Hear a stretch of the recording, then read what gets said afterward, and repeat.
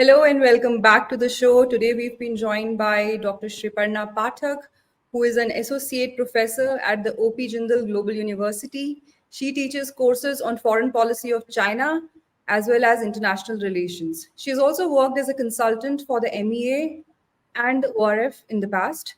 Dr. Pathak has a doctorate degree from JNU and has spent 2 years in China researching various aspects of China's domestic economy.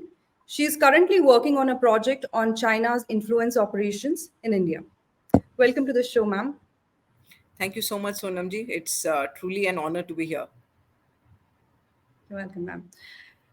Ma'am, if I were to speak in the layman language, the trigger behind the Indo-Sino War in 1962 was said to be the uprising in Tibet.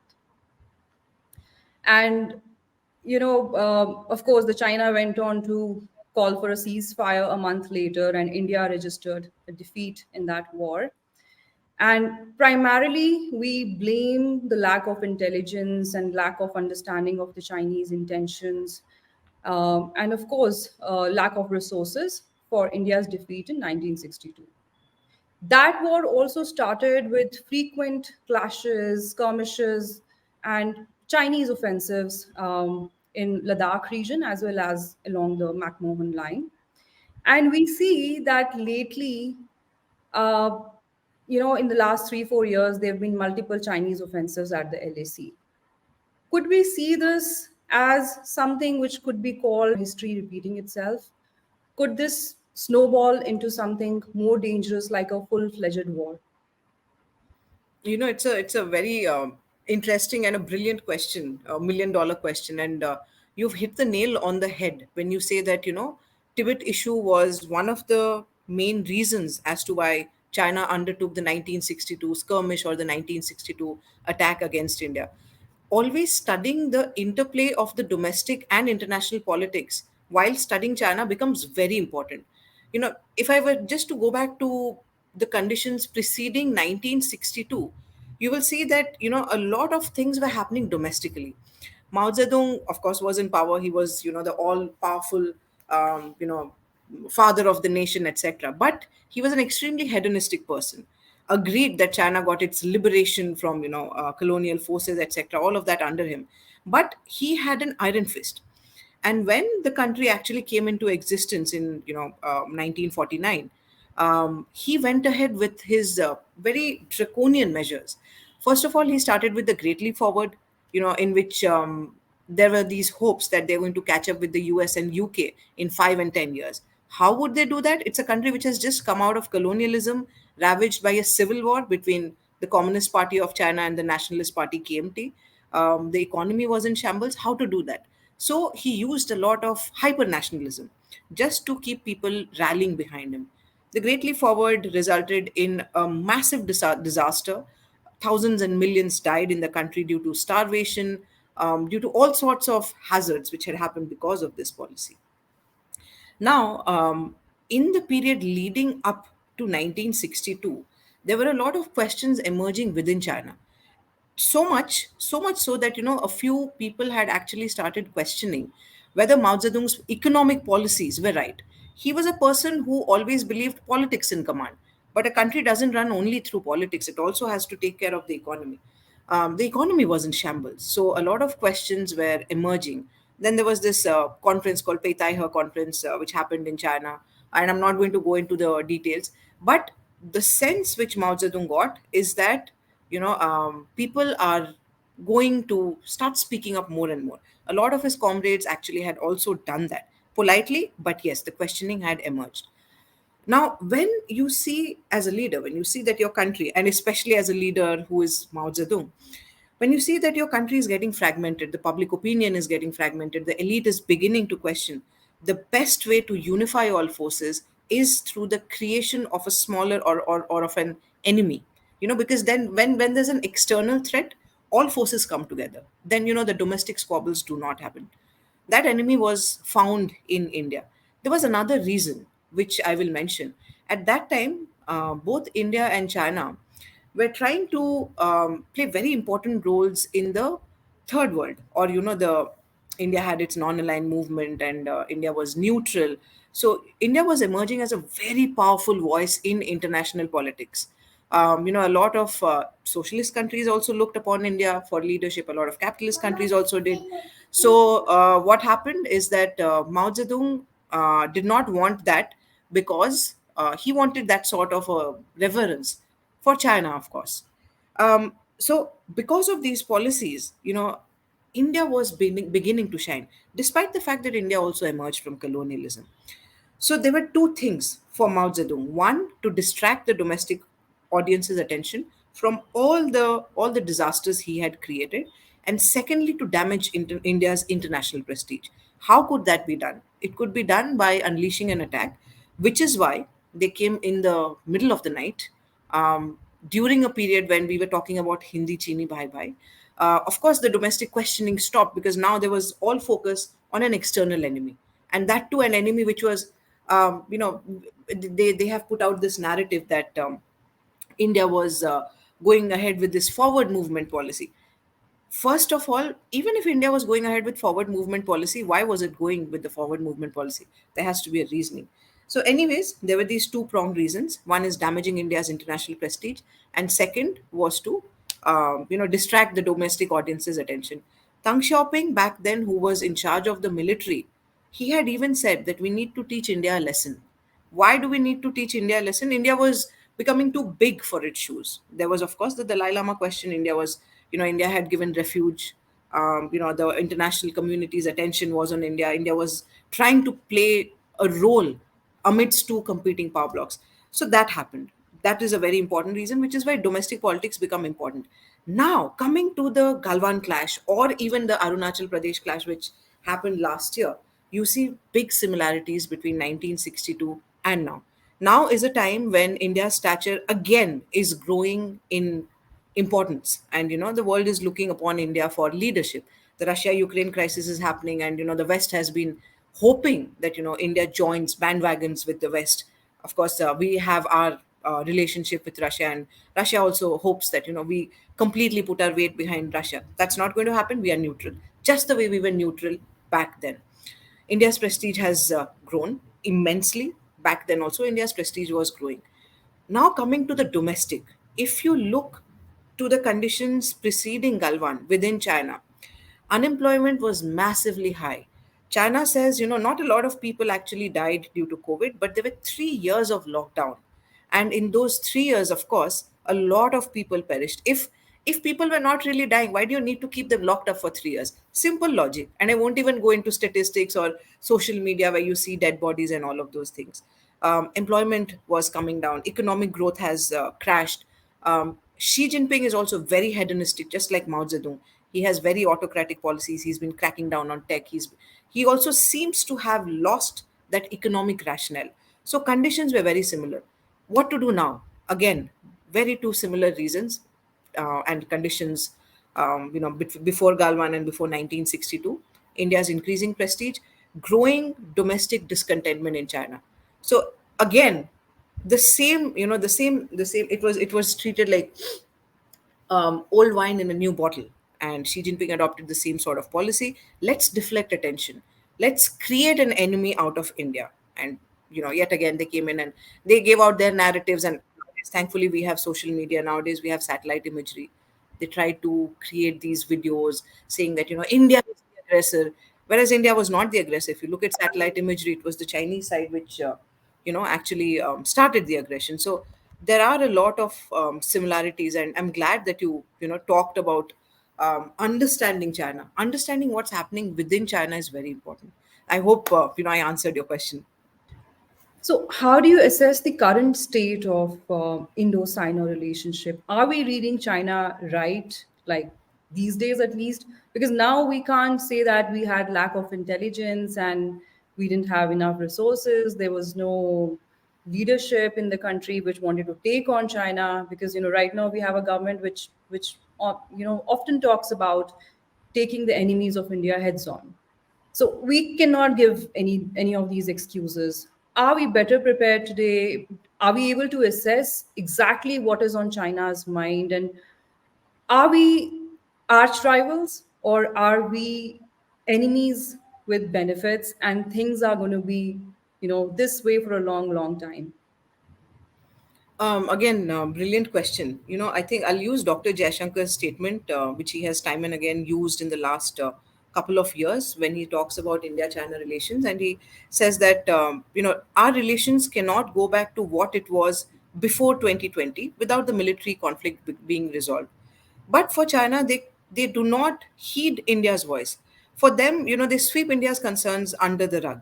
It's just like it's like they've not even heard what we've said. It's just like that. Even in the latest of couple of days ago, Ajit Doval met Wang Yi, and if you just look at the narratives or the sort of reporting which has happened about the meeting, China is portraying this image that everything is fine between India and China. They said that, oh, things are normalized, etc. And they use these terms. Whereas Ajit Doval also echoed the same things which Dr. Jaishankar has also said, that there is no going back to pre 2020 without China actually moving out. You know, for a very long period of time, given the sort of foreign policy nature that India has, we talk about Vasudeva Kutumbakam, and we try and treat the world community as one family. Yeah, even within the family, there are disputes, there are conflicts, but all of these can be resolved. So we've had this approach for a very long time. Even under this government, we've had that approach towards China, which is why, even after Galwan, when the Beijing Olympics were happening, we said that sure, we'll send a team, to participate. And this is the time when US and West was they were boycotting the Beijing Olympics. How did China repay us? The they paraded, or their one of the leading members of their opening parade was the army official who led the Galwan clash. So it was like a slap across our face. We decide to extend the hand of friendship again. So China cannot be trusted. And I'm glad that this understanding in India is now finally happening. 1962 has happened. 67 also happened. Chinese don't talk about it because we push them back. They keep saying that, oh, we taught India a lesson and we're going to teach you another lesson. They never talk about 67 when the Indian government was so wary of them. Our army was stationed and we were very sure that it's going to happen again because there was domestic crisis in China again. They don't talk about 67, but the fact is 62 happened, 67 happened. In 1971, while they didn't really join Pakistan, but they had given out some verbal statements and so those sorts of threats. 1987 happened, Doklam happened, Galwan happened, last year Arunachal happened. I think it's high time that we realize that that friendship is not going to happen. It's great that we want friendship, but if the other side just seeks to exploit us, then there is that the viewpoints are completely different. China needs India only for its market, or so that we play a subordinate role or a subordinate sort of partnership with China in opposing the West. We have problems with the West, but we don't have a sovereignty or a boundary dispute with the West. Every country it is necessary that it first exists. For that, sovereignty is important.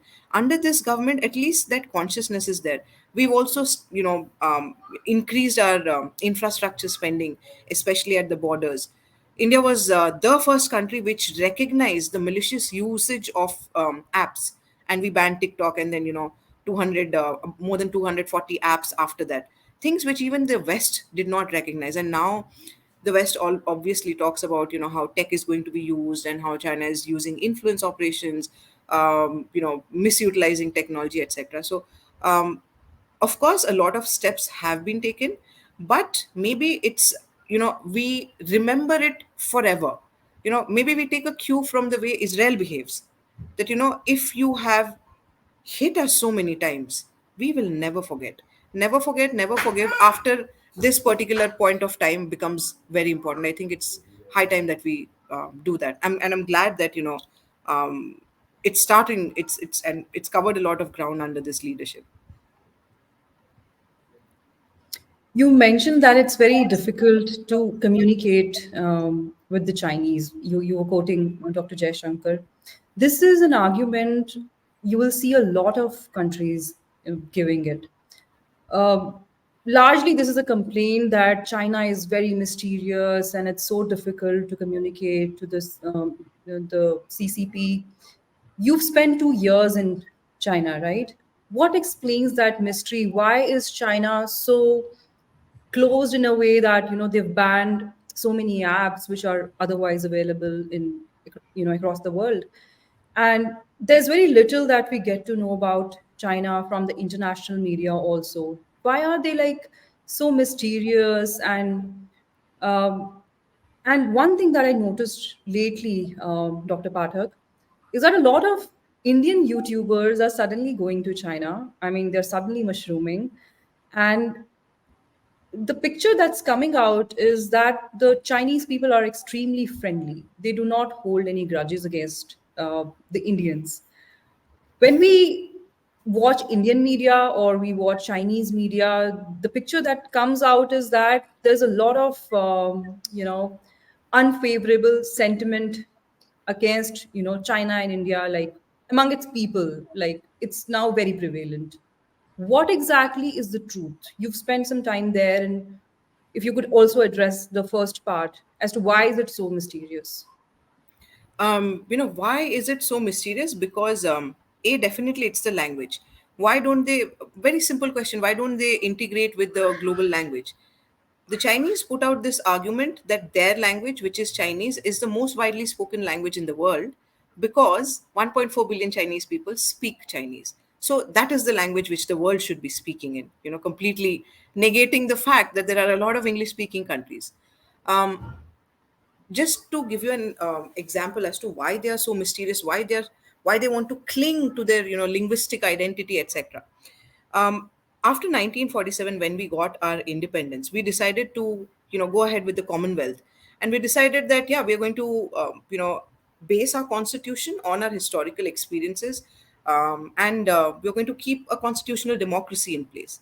What did China have to say to that? Mao Zedong had said that because we speak English, or because we retain the train and the networks and a lot of systems which we inherited from the British, he said that India is like a child tied to the apron strings of its colonial masters. you know that's what he had said. And back then, of course, not so many people, not so many Indians could speak, read, or write Chinese, but that was the attitude. And here they were still preaching Hindi chini bhai bhai. A bhai doesn't Elder bhai doesn't say this about his younger bhai. So that is the first. So they have this immense pride. Every country has a pride in its language, culture, heritage, you know. Um, but for the Chinese, this is their way of projection. And Mao Zedong understood that one fine day they will be exporting the Chinese model of life, Chinese model of governance, Chinese model of polity to the world. Back then he tried, but he could not really unleash it. Xi Jinping is actually trying now. I've read a couple of these posts from state controlled Chinese media saying that XYZ commentator in the US, for example, why does she have to say so many things? She doesn't even speak Chinese, so she doesn't even understand China. No, it is not essential to really understand a particular language. There are a lot of AI tools nowadays to actually do it, but there's a clear intent behind it, that you learn our language. We are superior to you. We are superior than this English speaking world. We are superior than this democratic model of governance, etc. um, since I talked about democracy, democracies are chaotic, and that's what I love about democracies. When I did go to China, I realized the amount of personal freedoms that I enjoy in India. I'll give you very small examples. I lived in a hostel all my life because, or because of the purposes of education, I migrated to Delhi. So I lived in Delhi in hostels all my life. Now, in the hostel, I'm free to switch on the light whenever I want to and switch off the light whenever I want to. There is no one centrally controlling it, because my study timings might just be different from someone else's. How can one size fits all? I will switch off the light at 8 p.m. for every student. It's such a small thing, right? But it affects people. This is the amount of personal freedom inside the hostel. And it's a girls hostel in China. There were cameras, surveillance. Thankfully it was not in our rooms, or that's what I felt. Not even in our washrooms, or that's what I felt. But even inside the dormitories, there will be there people will be out on the streets, and probably even I'll be out on the streets if this happens in India, because this is violation of my private space. Why is China so concerned? Why does it ban apps? Why is there no Facebook? Why is there no Twitter? They are very, very of the sort of prowess which democracies actually bring in. We question. And you know, in our classroom, since I'm a professor, I actively, and all my professors have also done that, we are encouraged to question. That is how we understand. That's how the human brain works. In China, the culture is no questioning, you know. So when democracy comes in, then the habit of questioning starts up. So to instill discipline, there are various sorts of mechanisms. For example, now I'm a Delhiite because I've lived here for almost 20 years of my life, minus those 2 years where I go for, I don't know, another PhD maybe, you know, in one of the universities. I would probably still stay with my family in my home in Delhi and then go for classes. That's a free right, right? But for the Chinese, that is not a freedom. To instill discipline, every student, irrespective of whether you are from that city or not, you have to live in that hostel and follow the rules, wherein, you know, they'll switch off the light at 8 p.m. in the night. You will be put in a hostel room with seven other people with bunkers without basic necessities in your room, like a water kettle or, you know, a room heater or you know, an AC, those sorts of things, to instill discipline. And I've experienced these firsthand because Chinese people and foreigners are not allowed to study together. In DU, in JNU, even in the university where I'm teaching, foreigners and Indians live together normally. If you want to live with me, please live with me. More than happy. You want to live outside, please do that. It's a personal freedom. But Chinese and foreigners were not allowed to mix precisely because of this reason, so that they don't understand these ideas of dissent. They'll start dissenting then. So this crackdown is there. If they go on to Facebook or they go on to Twitter, these are Western companies, then they get more and more ideas. Of course, there is VPN, and you know, even the Chinese people jump the firewall, and they also do all of these things. But the control is there. For the Communist Party of China, the most important thing, over and above everything else, over and above military power, over and above economic power, is the stability and the continuance of the Communist Party of China. If questioning starts happening, they will lose power. It's happened in their history, in their you know, ancient history, etc. So they don't want to do that. They take those lessons, which is why it is so closed. You know, it wants to retain its power. It does not want democracy. It has started claiming that China is a democracy that works, and it often ridicules India, saying that, look, you know, India is so chaotic, you know. In fact, they use this narrative when, you know, General Bipin Rawat's you know, the crash had happened. um, they even tried interlinking it with democracy just to mock India and to use it as a tool against us, saying that, look, they claim to be the world's largest democracy and they can't even, you know, prevent a helicopter crash of their chief of defense. That sort of a narrative, you know. How do the Chinese view India? How do they view Indians?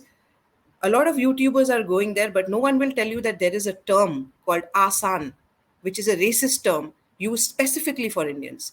None of these YouTubers who are going on Chinese funded trips or using Chinese phones or Chinese apps, they will not tell you this, that there is a racist term.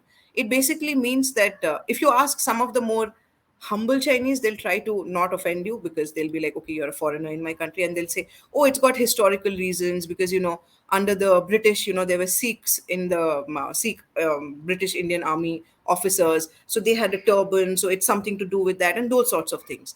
But the real reason is San means third, right? For the Chinese perception, the first is the US, which China will defeat. Second is China. And we are the wannabe thirds. That is what it means. We are just wannabes and always will be wannabes. So that's the general perception. Since we talked about Galwan, the Chinese government never gave out the numbers of the PLA, the Chinese Army's fallen soldiers, and they tried to protect it, saying that, oh, we don't want to fuel further, you know, fights with India, etc. But of course, they didn't want to give out the numbers. We all know the reason why, because the numbers were huge. Their best friend Russia has also said their Russia's TASS also put out the numbers at 44. You know, anyways, this is what they said, that we will not give out the numbers. But every time there was domestic discontentment, one name would be given out by the state controlled media. So far, they've given out four of these PLA soldiers' names who have died in the Galwan clash. Every time it would be put out on social media, the most racist things about Indians, starting from our skin color to the very stereotypical Indian head nod. I don't even know what that supposedly means, all of these come up, you are a lackey of the US, y'all are, y'all are a poverty stricken country, y'all will never rise, those sorts of things. So of course there are decent Chinese people, and there are, but the large trend is that, there is this sense of India is a subordinate player. Indians are just, for singing and dance, the stereotypical things, singers and dancers and Bollywood type people. And they have, I was asked, how did you come to China? And by then I had lost it. So I said, oh, I just swam. Oh, wait, I didn't swim. I actually grew wings and I flew. So they were like, you're joking. I said, no, are you joking? I You came could have by said, flight. I came on a snake. I probably the next response would have been that. So that is the kind of perception we have. Very Orientalist sort of perception. So the YouTubers will not tell us this. No, but why? Are they like living in a controlled environment? Because what you are telling me is that even in the hostels there were cameras, literally invading students' privacy. How is that these people are able to roam freely? They are able to talk to the locals. Generally, because we've hardly seen like Indian media cover China. We've mostly seen reports generated from the West. And the Chinese people generally come across as very cold people who do not want to interact with anything foreign. But with these Indian YouTubers, I see like, they're taking pictures with them. They're trying to give an impression that Hindi chini bhai bhai hui. Why is that? Are these people, I mean, of course, you cannot like comment on what exactly is happening, but what is your assessment? Are they living in a controlled environment, or like what is it? They're on Chinese payrolls, as simple as that. One of the main, goals of China is to present a very friendly face to the world. The if a country wants to be the leader of the world, then it's not just military power nowadays; it's also soft power. So now, how do you push a very friendly image of China in a world in which China has already messed so many things up in different parts of the world? So it'll have to show a very friendly face, which is why it's been paying. This has been happening for at least last 7 to 10 years No, for the but Western. sorry to interrupt, Miss Pathak, but these people are like the usual YouTubers who travel across the world, It's not just China that they are visiting. So how could they be like on their payrolls? Or they've been identified? They've Like, been identified because if you're more and more visible, then you do get identified. You have a huge fan following, so it'll be easier to influence the minds of, say, if a person has 21.5k followers. So okay, 21.5k followers will be watching this content, and they'll be having a positive view towards China, and they'll not be actually looking at the facts on the ground. These people might be doing it, they must be going to other countries of the world on their own funding, etc. Even when they do, they get identified easily because of their own hard work, and then China will want to leverage that, and then they'll say that, see, we will facilitate everything for you because you don't speak Chinese, so we will help you. So there'll be an official who will take you, will receive you at the airport. You'll be shown designated places, and there'll be designated people you will be talking to, who all have rehearsed what has to be said. So it's, if China was really such a friendly place, why were the last two journalists that India had, the absolutely last two, Anand Krishnan and there was one more from PTI, their visas were also cancelled? Right now, India has zero journalists in China. So if India really wants to create a better image of what's happening in China and India, these people, Anand Krishnan from the Hindu has been in China for decades. His Chinese is excellent. Why cancel his visa? Similarly for the other journalists. These are people with actual degrees in journalism who would actually churn out proper content which could actually help India-China relations. So, but then they are from democracies and have, as the way journalists are, they have a very their own minds and they interpret things. YouTubers, it's easy, especially if you find them and pay them money. So which is why they will go and speak to people who are more friendly. For me, you know and I was in China till 2012. I went back for a bit in 2013, but till 2012 I found that the generation who lived before 1962, like the really old people, 80, 90 year olds, they had a very favorable view of India. A lot of them could actually recognize that I'm Indian, because now the numbers of Indians have shrunk so much that, and Pakistanis and Bangladeshis, where visa is, student visas are also weaponized. China would give more visas to Pakistanis and Bangladeshis as compared to, say, Indians. It's difficult to recognize. So maybe if I do go there tomorrow, which I'm not going to do, I'd probably be thought of as a Pakistani or a Bangladeshi because they are more in number. But the generation from, the 50s and the 60s could recognize, because things actually seemed like they could be, India China can be bhai bhai and things will take off and all of those. But after that, there's this constant feeding into people's brains that, India is a poverty stricken country, or that it's an irritant. I'll give you an example. So in China, um, English is an optional language, at a latter stage. Everything, their education is in Chinese. But, once they are in standard 6 or 7, they have to learn the language the way we learn, one of our regional languages. So for that, they hire any and every white person, because the image has to be given that, they speak English. Every white person speak English.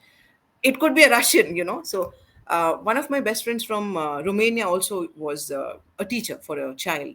And then the child, who was, I think, just about 12 years old, asked my friend, so who's your best friend? Of course, it would be a foreigner. So which country is she from? Tell me about her country. So my best friend said, oh yeah, Sriparna is my best friend, and she's from India. Child immediately said, I don't want to know about it. It's dirty and disgusting, and there are dead bodies flowing on the Ganges. That's a child. That's a 12-year-old child, you know. So that's the sort of image which has been fed into them. And this is not really going to lead to any sort of betterment. If any sort of betterment has to be done in India China relations, at least don't feed this propaganda to such young people. YouTubers, okay, people who watch YouTube would be mostly, well, 16 and above in India, mostly, or Hmm. maybe 14 and above. So influence them that China is very beautiful. China is a very benign country. Very But rich, very very prosperous. rich, Hmm. but the reality is very unequal. If you look at the Gini coefficient, China suffers from one of the worst inequalities in the world. They have, Hmm. because of this inequality, their society has changed. There is something called the rat tribe, and it's not the way that we think of the rat tribe or the Musahars in Bihar. The rat tribe in China are these construction workers or workers from, say, smaller cities who end up in tier 1 cities like Shanghai or Beijing. And because the housing prices are so high, where do they live? Now, what happens in India is that, there'll be a small sort of jhuggi which will come up, and they can live there, temporarily till they're working here, and then they would leave, right? But in China, that is not allowed. So what do these people do? So there are these underground bunkers which were used during World War II, etc. Or some are specially dug by these very illicit sort of people. And these people would live in, in a small hole sort of place where there is no window, so the clothes are in your face when you're trying to hang them, you're cooking there, you're sleeping there, just like that. So it's like a rat's life. This rat tribe is a term which has actually emerged in China. This is how much it has affected China. you know they will okay, it's rich, but it's also very poor, just the way India is also very rich. Hmm. In Mumbai, you go and see, you can juxtapose the sort of richness and poorness that we have, but Of we don't course. hide it. Hmm. It's a part of our lives. The sad bit Absolutely. is there are different classes in society. What to do about it? But we Hmm. don't punish the poor further by making them go live underground. So Right. I'll give you another example. They say, oh, we've constructed so many things. China is great at construction, etc. Hmm. The burial practices of the Chinese historically used to be to bury the dead body, right? But now there is no more land to bury the dead, which is why they've now shifted to burning the dead body. They used to have a festival called Tomb Sweeping Festival, wherein they would pay respects to their ancestors by sweeping their tombs. But now there is no more space for making tombs or burying people under the ground. So okay, you've got a lot of riches, but you've also got a lot of poverty. But we don't hide it. They ridicule us, they mock us, saying that we are poor, or we dance on the trains, and people die on tracks, and there are dead bodies in the Ganges. Well, there are exactly the same things in China. It's Hmm. also a third world country. It's just that we Hmm. don't hide. We don't spend that much money or wherewithal to constrain people. So Hmm. They've spent a lot on perception management and things like that. Maybe yeah. India is not spending so much money on image management. because our Yeah, priorities are different. yeah, But then, see, I mean, that's a country which has a one party system. That speaks a lot about that country, right? About the civil absolutely. liberties and freedoms and uh, situation in general. On the other hand, we are a democracy. The politics has to be people centric politics. Okay, to move on, you mentioned that the attitude towards Indians is quite racist. I understand that the CCP is favorable towards the Pakistanis and the Bangladeshis. Not that they love them. We know, I mean, what the Chinese do to Muslims living in China. It's just a strategic, very convenient position that they take because the Pakistanis are not seen as a threat. The Indians are, right? But among the common people, I mean, for them, we are all brown people, right? So, is the attitude the same? I mean, does it extend to the common people also that they look down upon the Indians, but not the Pakistanis or Bangladeshis like their government? Or it's like they look at every brown person the same way? They treat all the brown people the same way. They can't distinguish between us. So, even with regards to the Pakistanis, there are a lot of racist stereotypes. So, for example, a lot of my Pakistani classmates and friends would get asked if they are taught to build bombs at home. And that is angering and annoying for anyone. Not everyone is at it, but that's the stereotype that is there. And they would be like, where on earth do you come from? Or if someone from Bangladesh would say that I'm from Bangladesh, they'd be like, Bangladesh is a part of India, no? And they'd be like, hello, no, what are you even talking about? So that sort of a stereotype that you can't even have your own existence as a country. Those stereotypes are really, really high. And against brown people, there's a lot of racism. There's a lot of racism against Africans as well, blacks, and definitely the browns. So it's really difficult. There was this one instance when there had been some knife wielding incident, which China calls these knife wielding incidents as terrorism. There's no, because of the high levels of surveillance in China, like there's no large scale bomb attack which would happen, the way in which our Mumbai terror attacks happen, etc. But from time to time, there are people who are so disillusioned with the government that there's a knife wielding attack. The scale is, of course, much lower. So once there was something of that sort which had happened in Beijing, every brown person was actually on the streets in the airport, was asked to show his or her passport with the visa. And we were like, why is it assumed that only brown people would carry out terrorist attacks? Of course, it was the stereotype which was playing out that it must be some Pakistani or something of that sort has happened. So there is a lot of stereotypes against the browns, and different sorts of stereotyping against the Pakistanis, bomb makers, Indians, okay, poor, disturbed, democratic, pathetic country. Bangladesh doesn't even exist, part of India. So, those sorts of stereotypes exist, and they're Hmm. pretty deeply ingrained.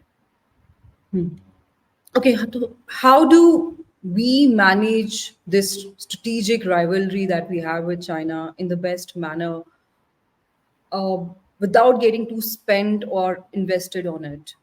And like you mentioned, not that the Chinese have a very favorable view of Pakistanis in general, or for that matter, any non Chinese person from this region. Wouldn't it have been better if everybody had, like all the other players in this region, they had joined forces to take on the Chinese instead? I mean, not that the other countries that we are surrounded by are friendly with us. I mean, Pakistan being the biggest nuisance to India. But then it's not that they are never going to be impacted by the Chinese expansionism. They are already impacted, right? I mean, the Pakistanis, some of the Pakistanis themselves call Pakistan a client state to China already. Yeah, yeah. So, how could we have done it better? I mean, I know that comes from a position of idealism, and of course, there's no pragmatism in that. But then, how could we, as a region, prepare ourselves better to take on the Chinese? Because even with Russia, they have those. They have those expansionist claims on the Russian territory also, who they call like their biggest friend. So how do we manage it without spending too much on it or investing too, getting too invested on it? Because India has different goals, right? We have set goals for ourselves also. You are absolutely right. Ideally it would have been best, if our strategic ties would have been better. Honestly, South Asia, or the different countries, we almost speak the same languages and we can understand each other. The language is same, our attitudes are same. We all love movies, we all sing, dance, eat the same sorts of food. But then, sadly enough, real politics kicked in, and that really hasn't happened. But all is not lost. I understand with Pakistan at the moment, strategically things might be very difficult. And Pakistan is not going to take on China. But yeah, there are a lot of rational people even in Pakistan. You will read, as you mentioned, these news media reports about, Pakistan turning into a colony of the Chinese. These are reported by Pakistani reporters. Or, the Chinese actually, luring Pakistani brides and taking them off into China because there's a shortage of women over there, and then pushing them into prostitution, snatching their passports away, giving them a life of hell, etc. Who reported all of these? It's the logical Pakistanis who've done that. So there is an understanding in the Pakistani public, at least in some spheres, that this relationship is one-sided completely. But realpolitik has played its role. So okay, it's like a block. We can't really do much. We can't exploit much. But then there are other sides. There is Bangladesh, which does stand up to China from time to time. It has cancelled a lot of the Belt and Road Initiative projects, saying that these are environmentally degrading, and the rumors also are that they were concerned that India is getting concerned about the closeness or the proximity of these BRI projects. So they've cancelled a couple of these projects. Then last year, there Chinese foreign minister, then foreign minister Wang Yi, he all of a sudden decided that he's going to Bangladesh, and he didn't even consult with the Bangladeshi side. So it was like, when you have this sort of an attitude, it's like, I will go wherever I want to. The world is my territory. It doesn't matter if Bangladesh is a sovereign territory. That's the message going out. Bangladeshi stood up and they said, no, this meeting is not going to happen. You'll have to reschedule, you'll have to coordinate with us. So Bangladesh, is one country which does show spine from time to time. We have issues with Bangladesh, but the fact still remains that we have collaborated in 1971. And this is, a first-hand experience because my mother tongue happens to be Bengali. And I had gone to the Bangladeshi embassy in Beijing during their Liberation Day celebrations. They did, their ambassador, the Bangladeshi ambassador to China back then, he did mention the role played by India, in the liberation of Bangladesh. So it's something which they remember and they keep it close to their heart. So all is not lost there. We are, cooperating, we are talking with Bangladesh. We have issues because neighbors always have issues. So we are talking, and the relationship is still going to be steady with them. With Nepal also, a few days ago, visits happened, and things seem to be better than what they were a couple of years ago. All is not lost over there also. Sri Lanka, where China has spread its economic tentacles so deeply that Sri Lanka can't resist, Sri Lanka still understands India as an important player.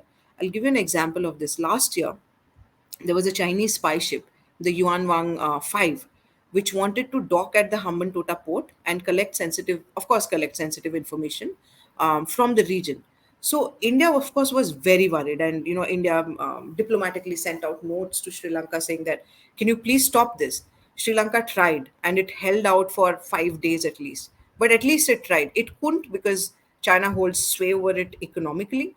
But at least Sri Lanka tried, and at least it gave us the inputs that, okay, listen, now the ship is moving, now it's coming here, it's docking here. So we started our jammers in the region, of course, so that they can't, collect any data. So all is not lost even in Sri Lanka.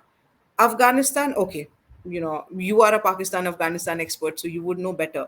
The Taliban is in place and things are still very difficult. But historically, there has been some sort of good, not some sort, excellent goodwill between India and Afghanistan. So hopefully someday when things stabilize in Afghanistan, we can leverage that again. So I No, think if, the Chinese also have a problem, right? In Afghanistan, the yeah. Taliban, they are providing safe sanctuaries to the Uyghur separatists. They initially claimed that none of them were in Afghanistan, but then There was this attack on a hotel which was predominantly occupied by the Chinese at that point in time, and the bomber turned out to be, associated with that East Turkestan. What do Turkish you say that? Islamic movement. Islamic Yeah, movement.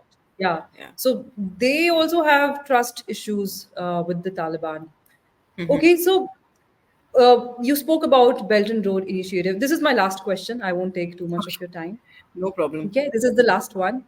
Uh, you spoke about the Belt and Road Initiative, even though it's in the doldrums right now, and some in India would say it's a thing of the past, or it never was there. We were just blowing it out of proportion.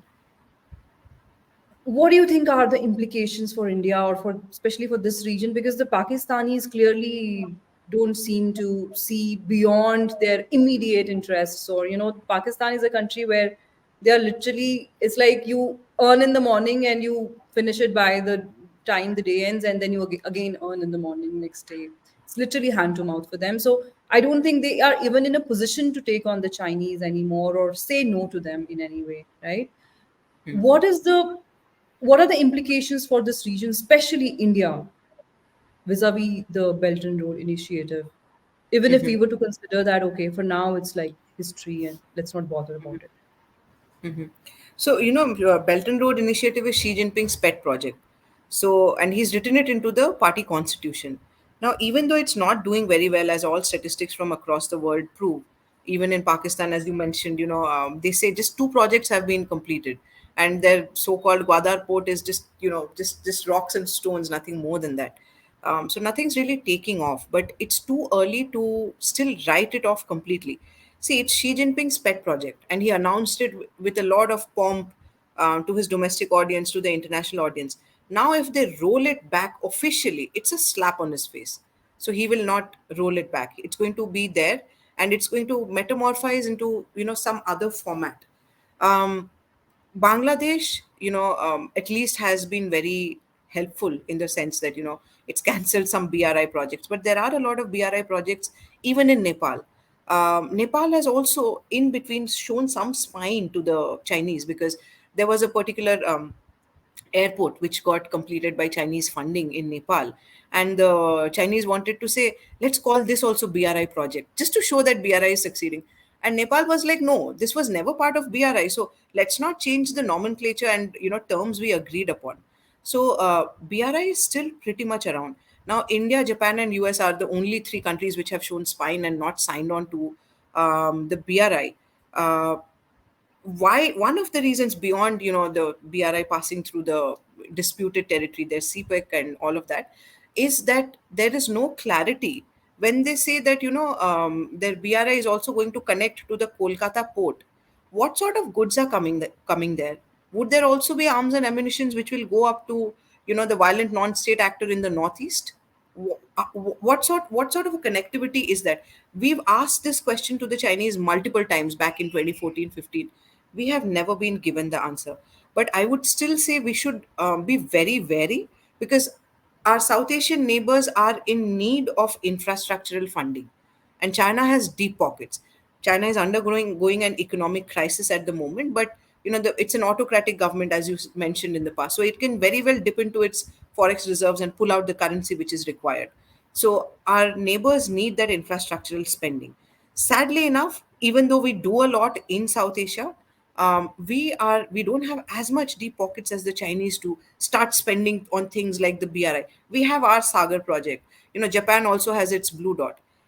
When we don't have that much money, when one country doesn't really have that much money to come up with something like the BRI, maybe we can collaborate with Japan. Maybe the Sagar and Blue Dot can join. The US also has an initiative. Maybe all of us join and create this network because these are like minded countries. These are democracies, different types of democracies, but still democracies. I would still say it's too early to write off the BRI, especially for a country like India where we have sovereignty related disputes. Thank you so much, Dr. Pathak. It was again a very interesting discussion, and I look forward to talking to you again very soon. In fact, the next time I would want to talk to you about China's economy, and apart from that, we could also talk about the growing influence of China in the West also. It's said these days that the Chinese are investing a lot of money in the global media, right? Yes. So there are a few things that I would want to bother you again about, and we would have a talk on that again soon. It's not a bother at all. It was wonderful to speak with you, and such interesting questions. It also keeps my brain thinking more and more. So thank you for the wonderful questions, and thank you for having me, and I look forward to our next chat. I'm so glad you feel that way. So, okay, then. So, for today, we'll wind it up here. And thank you so much, viewers, for watching this video. If you've come this far, do not forget to like and share the video and subscribe to my channel if you deem it appropriate. So, yeah, bye for now. Thank you so much.